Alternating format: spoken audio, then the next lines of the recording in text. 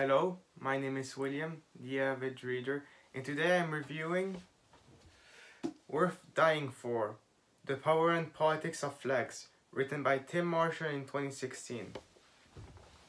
So this is a book of international politics and how flags are connected to it. So it's a good follow-up on the previous Tim Marshall book, Prisoners of Politics.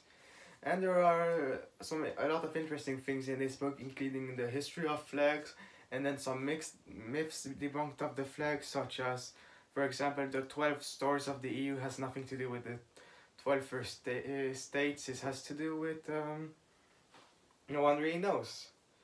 And then we get to compare. In each chapter, he compares the flags of different countries and these smaller countries and these nations inside nation states. So for example, you've got the United Kingdom flag compared to the Scottish and Irish flag, and you've got the American flag compared to the Confederate flag. And then we get to see that the flags of Islam are based in large part on the color of Islam, green, and there's the Islamic symbols like the so-called Islamic symbols, even if they're not Islamic, like the crescent, the half moon. You've got the cross in many European countries, and Christian-like symbols, even though weirdly enough, some of these countries are barely Christian really anymore, like the Nordic countries. And you've got the comparison of Latin America and Africa, where Latin America, their flags are partially based the colonizers on the old world, as the new world, the Americas, were colonized and had a large population of Europeans. So the Europeans left there have less animosity towards their former colonizers compared to somewhere like Africa, which created their own flags with black pride and black separatism and things like that. And you've got some weird symbols, and color symbolizes a lot of things. Green is Islam, red is blood almost always, and you've got some beautiful flags like those in the Caucasus. As politics change, so do flags. So a lot of these flags have changed. The Russian flag, for example, first they had the Russian flag during the Russian Empire, and then they had the Soviet flag, and then the Russian flag and communist countries based their flags off the hammer and sickle. So flags to like China, the Chinese flag were similar to the Soviet flag, and there's a discussion bit in the book that talks about why the communist flags, the hammer sickle, is much more hated than the Nazi flag, the swastika. Why is the hammer sickle much less hated than the swastika? Well, according to Tim Marshall, the swastika is clearly an image of hatred, while the hammer and sickle is much more about unity. So this is why one is much more hated than the other. The beginning of flags started with actually in East Asia with China, which because of the silk products they produce, and then the Arabs started using them, since the Arabs were more civilized before than the Europeans, and then you had the Romans using it, and the Greeks, and then eventually the Europeans. The Africans took a while before they had their own flags, as one of the African nationalists said, a nation without a flag is a nation without pride, or something like that. That's paraphrasing. But it's not only countries, there are also some transnational symbols like the New Olympics, the United Nations, the gay pride flag, so the rainbow flag.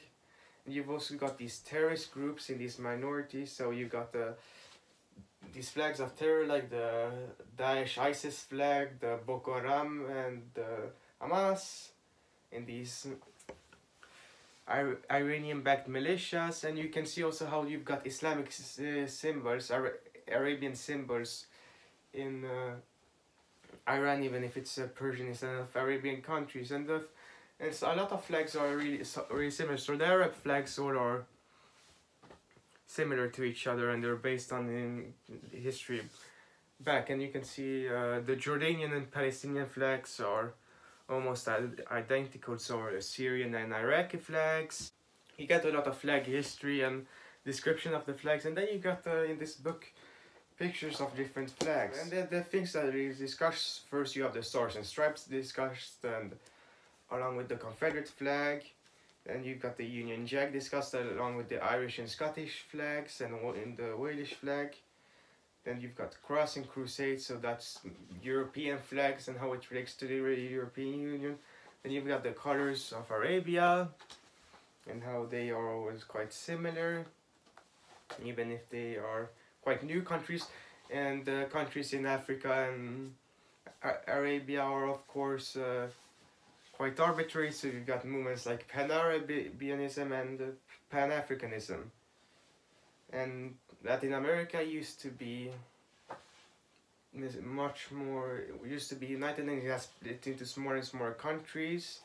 So Central America used to be one country, now it's half a dozen or something like that. One of the previous countries in Latin America was called Grand Colombia. Now it's not to be confused with Colombia. Now it's divided into several countries, and I believe that Venezuela used to be part of Bolivia. Got the flags of fear. So as previously mentioned, those are terrorist flags, and terrorists right now are mostly related to Islam. Then you've got the East of Eden. So you've got the Caucasus there. They're really the flags, and you've got the East Asia and South Asia with Chinese flags, and how the Indian flag came to be. And often these flags are trying to represent different groups of people they have. So India's flag tries to represent both Muslims and Hindus, and different African flags try to represent the different groups of people, such as in South Africa, and they sometimes try to represent the different political parties. You've got the flags of freedom, so that's Africa.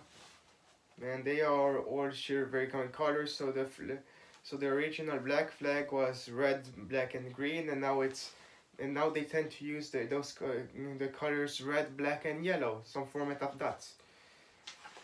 Then you've got the flags of revolution, because you've got a ton of revolutions in Latin America, and these illiberal democracies and the military dictatorships, and the struggle between the indigenous people and the Europeans. And then you've got the so-called part of the chapter, the good, the bad, and the ugly, and that represents the international flag. So you've got they talk about the history of the Jolly Roger flag, so that's pirates. Then you've got the red cross in an interesting section of the red cross, the red crescent, and the red crystal, and they were formed to be more neutral flags, and they are flags of truces and flags of surrenders, for negotiation of surrender, or to pick up your wounded. And then there's the NATO flag and all the bureaucratic squabblings between France and the UK and other countries, Turkey I think. You've got the Olympics, how it's supposed to unite each other, even if originally it didn't really unite because Germany was excluded and the United States refused to do some traditions that the Germans wanted. And yeah, instead of the international flag, instead of being the international flag of planet Earth, it is the flag of the United Nations. So yes, very informative book, and a lot of history, and they describes well how flags look. Tim Marshall, and yes, it's a good follow-up. What would I rate Worth Dying For?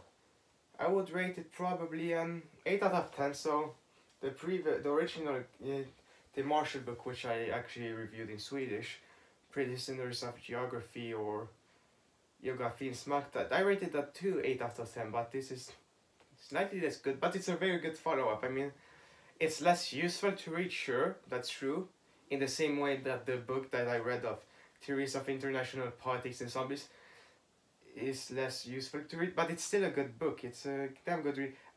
You should probably read Prisoners of Geography before you read this, but Worth Dying For is worth a read because it touches on similar subjects, and you get to learn how flags entice people, how they encourage, how they unite, how they divide, and things like that. So, and that's the strength of Worth Dying For. So yeah, this book, 8 out of 10, good book. You did another good job, Tim Marshall. 2 books I've read of you in the last 2-3 months, and they're so far good. So hopefully we write more more good books in the future. So that was the Avid Reader's review of Worth Dying For, The Power and Politics of Flags, written by Tim Archer in 2016. I hope you enjoyed this review, and I will see you guys next time.